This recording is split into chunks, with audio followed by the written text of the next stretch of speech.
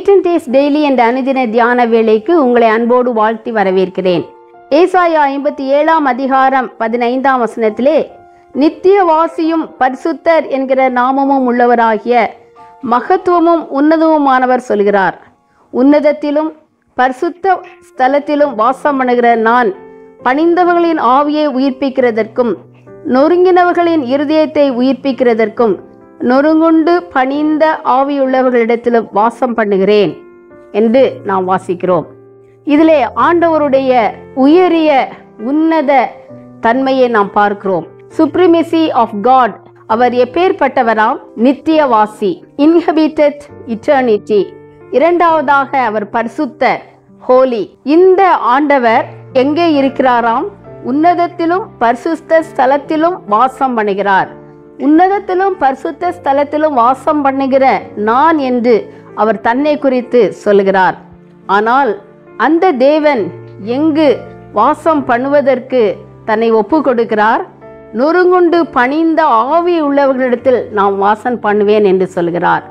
ஆம் பிரியமானவர்களே, ஏனென்றால் அவருக்கு பிரியம் என்னவென்றால் பணிந்தவர்களின் ஆவி, அதை உயிர்ப்பிக்க விரும்புகிறார். நொறுங்கினவர்களின் இருதயம், அதை உயிர்ப்பிக்க விரும்புகிறார். ஆகவே நாம் நொறுங்குண்ட இருதயத்தோடு பணிந்த ஆவியோடு காணப்பட்டோம் என்றால் நிச்சயமாகவே ஆண்டவர் நம்மை உயிர்ப்பிக்கும்படியாக நமக்குள்ளே வந்து வாசம் பண்ணுவதற்கு அவர் விருப்பம் உள்ளவராக இருக்கிறார். ஒருவேளை அவர் நித்தியவாசியாக, பரிசுத்தராக, உன்னதமும் மகத்துவமும் நிறைந்தவராக, பரிசுத்த ஸ்தலத்திலே வாசம் பண்ணுகிறவராக இருந்தாலும் அவர் நம்மிலே வந்து வாசம் பண்ணுவதற்கு தம்மை ஒப்பு கொடுக்கிறார். எப்பேற்பட்ட காரியம்! எப்பேற்பட்ட ஒரு நல்ல தேவன் நம் தேவன்! ஆகவே அந்த தேவன் நமக்கு தருகிற அந்த கிருபையை நாம் பெற்றுக்கொள்வோம். அவர் நம்மோடு கூட அவ்விதமாக இருக்கும் பொழுது மட்டுமே அந்த நித்தியத்தை நாமும் பெற்றுக்கொள்ள முடியும். நித்தியவாசியாகிய அவர் நாமும் அந்த நித்திய ஜீவனை, நித்தியத்தை பெற்றுக்கொள்ள வேண்டும் என்றே அவர் விரும்புகிறார். இட்டர்னிட்டி. இதை இந்த நாளிலே நம்முடைய உள்ளத்தின் ஆழத்திலே இந்த வார்த்தையை வைத்து நாம் தொடர்ந்து சிந்தித்து கடந்து செல்வோம். 1930 வருடத்திலிருந்து தொடர்ந்து 25 வருடங்களாக சிட்னி மாநகரிலே எங்கு பார்த்தாலும் இட்டர்னிட்டி, இட்டர்னிட்டி, அதாவது நித்தியம் என்கிற வார்த்தை எல்லா இடங்களிலும் காணப்பட்டது. சாலையோரங்களில் காணப்பட்டது, சுவர்களிலே காணப்பட்டது, பஸ் நிலையம், ஆகாய விமானம் இறங்கி ஏறுகிற இடம், எங்கு பார்த்தாலும் அதை நாம் பார்க்கலாம். விசேஷமாக 2000 ஆண்டிலே சிட்னி துறைமுக பாலத்திலேயும் இந்த இட்டர்னிட்டி என்கிற வார்த்தை மிகவும் அழகாக எழுதப்பட்டது. அந்த வருடத்திலே நடந்த ஒலிம்பிக்லேயும் கூட இந்த வார்த்தை கொடுக்கப்பட்டது என்று சொல்லப்படுகிறது. இந்த வார்த்தை இவ்வளவு புகழ் பெற்றதாக மாறுவதற்கு காரணம் என்ன?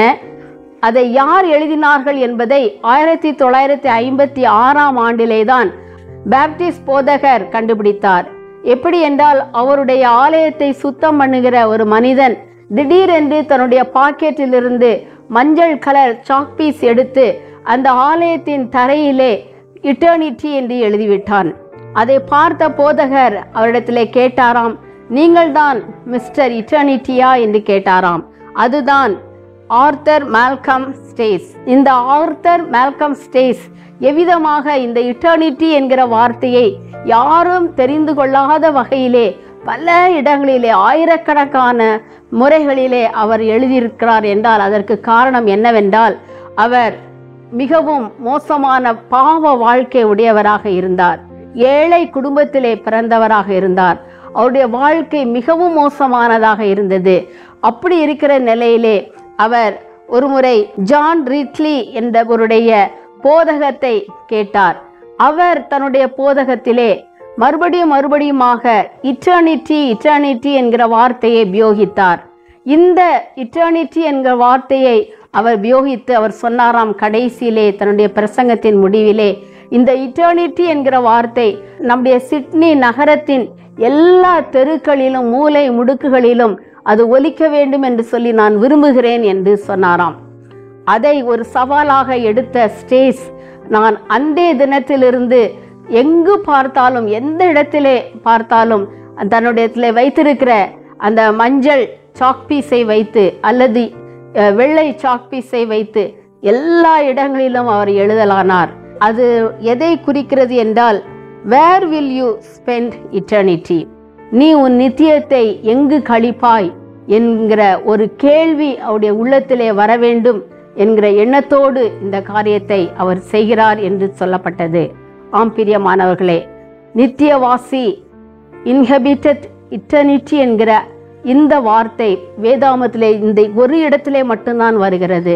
அந்த இட்டர்னிட்டி, அந்த நித்தியத்தை நாம் ஒவ்வொருவரும் பெற்றுக்கொண்டு நாமும் அந்த நித்திய வாசியாக மாறும்படியான பாக்கியத்தை கர்த்தர் நமக்கு தருவாராக. ஆமேன். ஜெபம் செய்வோம். எங்கள் அன்பின் ஆண்டவரே, நீர் நித்திய வாசி, பரிசுத்தர், நீர் உன்னதமானவர், மகத்துவமானவர். ஆனால் நொறுங்குண்டு பணிந்த ஆவியரிடத்திலே வாசம் பண்ணுகிற தேவன். நாங்களும் எங்களை நொறுங்குண்ட இருதயத்தோடு கூட உம்மிடத்திலே ஒப்பு கொடுக்கும் பொழுது, பணிந்த ஆவி உள்ளவர்களாய் இருக்கும் பொழுது நீர் எங்களிடத்திலே வந்து வாசம் பண்ணுகிறீர். எங்களுக்கு அந்த நித்தியத்தை தருகிறீர். நாங்கள் அந்த நித்தியத்தை பெற்றுக்கொள்ளத்தக்கதாக இந்த நாளிலே எங்களை ஒப்பு கொடுக்கிறோம். இயேசு கிறிஸ்துவின் மூலமே ஜெபிக்கிறோம் பிதாவே. ஆமேன்.